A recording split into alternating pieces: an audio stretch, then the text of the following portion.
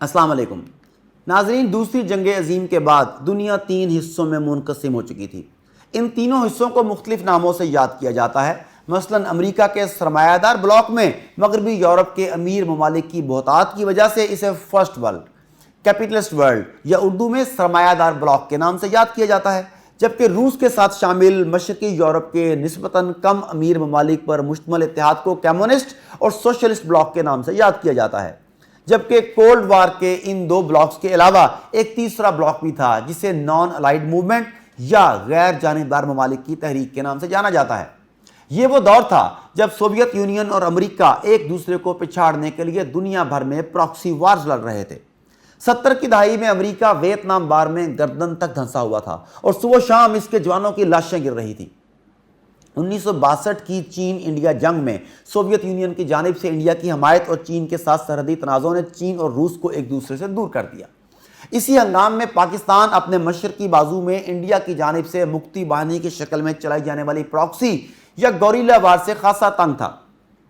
پاکستان اور امریکہ چونکہ اتحادی تھے، اس لیے امریکہ نے پاکستان کی مدد سے چین کے ساتھ دوستی کر کے چین روس تعلقات پر وار کرنے کا فیصلہ کیا۔ امریکہ چین اور سوویت یونین کے درمیان پیدا ہونے والی نظریاتی اور تصویراتی خلیج کا فوری اور بھرپور فائدہ اٹھانا چاہتا تھا۔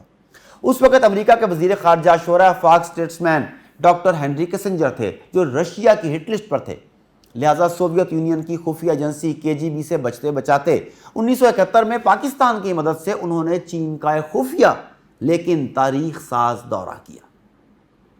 ناظرین، یہ وہ زمانہ تھا جب پاکستان میں 1970 کے عام انتخابات ہو چکے تھے، مگر مجیب الرحمان اور ذوالفقار علی بھٹو کی سیاسی ٹسل کی وجہ سے حکومت سازی میں تاخیر ہو رہی تھی۔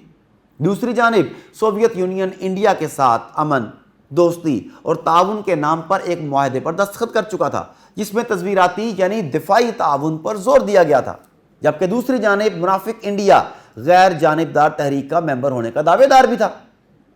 روس اور انڈیا کے دفاعی معاہدے کا مطلب یہ تھا کہ پاکستان افغانستان کے اس پار بیٹھے روس اور انڈیا کے مابین سینڈوچ اسٹیٹ بن کر رہ گیا۔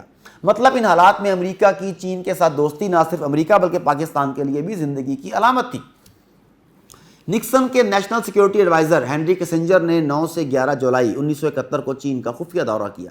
اس دورے کے دوران طے پایا کہ چین سوویت یونین کی طرح کمیونزم کی دوسرے ممالک میں برآمد اور پراکسی وارز سے خود کو مکمل طور پر علیحدہ کر لے گا، جبکہ جواب میں امریکہ مین لینڈ چین میں قائم کمیونسٹ حکومت کی توثیق کر دے گا۔ واضح رہے، اس سے پہلے امریکہ اور اس کے اتحادیوں نے موضع تنگ کے چین کو نہیں بلکہ چیانگ کائی شیک کے تائیوان کو چینیوں کا نمائندہ ملک اور سلامتی کونسل میں ویٹو پاور تسلیم کیا ہوا تھا۔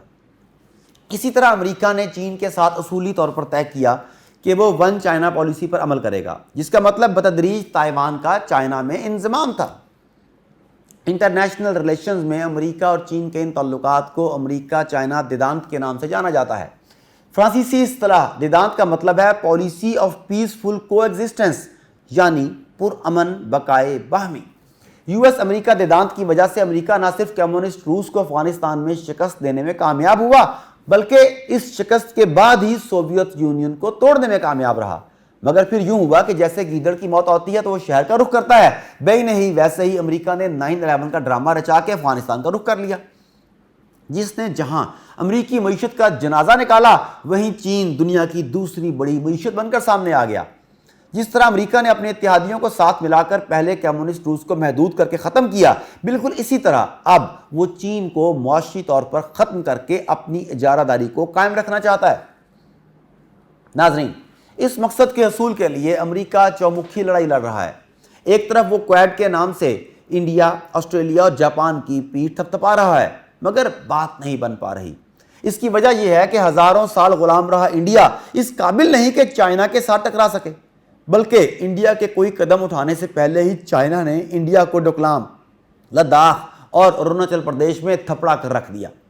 پھر America South Korea, Philippines, Thailand, Singapore اور جاپان وغیرہ کو ساؤتھ چائنا سمندر میں سمندری حدود اور زیر سمندر معدنی وسائل کی جنگ میں الجھا کر چین کے وسائل کو ڈرین آؤٹ بھی کرنا چاہتا ہے۔ مگر یہاں بھی دلی دور است والا معاملہ ہے۔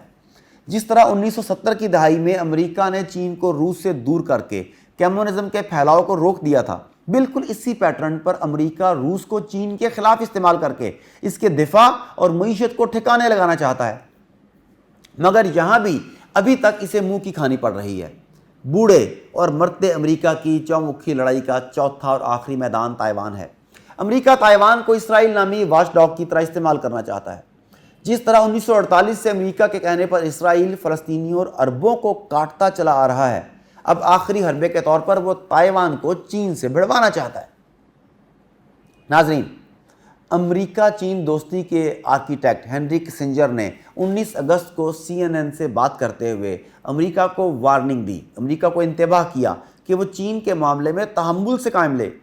اس کا مزید کہنا تھا کہ دونوں ممالک جدید ٹیکنالوجی سے لیز ہیں، لہٰذا ان کا ٹکراؤ اس دنیا کے لیے کسی بھی جنگ عظیم سے زیادہ تباہ کن ہوگا۔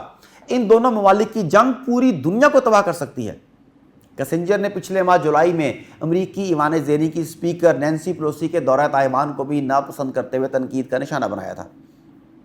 بیجنگ میں چینی وزارت خارجہ کے ترجمان زاؤ لیجان نے کہا تھا کہ ہم کسی بھی صورتحال کے لیے پوری طرح سے تیار ہیں۔ پیپلز لبریشن آرمی کبھی خاموش نہیں بیٹھے گی۔ چین اپنی خود مختاری اور علاقائی سالمیت کے تحفظ کے لیے مضبوط اور پرعزم اقدامات کرے گا۔ ویسے ہنری کسنجر نومبر 2019 میں چین کا دورہ کر چکے ہیں، جس میں انہوں نے چینی صدر جن پنگ سے بھی حالات کی سنگینی پر بات کی تھی۔ ناظرین، تازہ ترین خبروں کے مطابق امریکی بحریہ نے اعلان کیا ہے کہ اتوار کے روز اس کے 2 جنگی جہاز آبنائے تائیوان سے گزریں گے۔